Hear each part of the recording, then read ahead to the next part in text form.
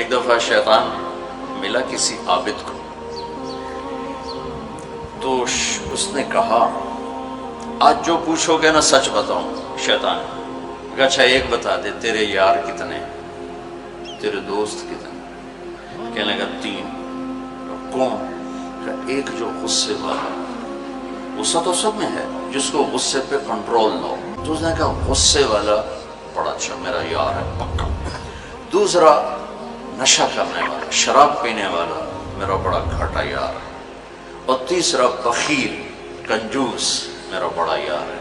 اور اگلی عجیب بات بتاؤں کہ اگر بدقسمتی سے یہ تینوں باتیں کسی میں اکٹھی ہو جائیں کہ وہ کمبخت غصہ بھی میں بھی پھٹتا ہو، شراب بھی پیتا ہو، بخیل بھی ہو، تو وہ تو پیر ہوندا تو میں مرید ہونا کہ پیر صحیح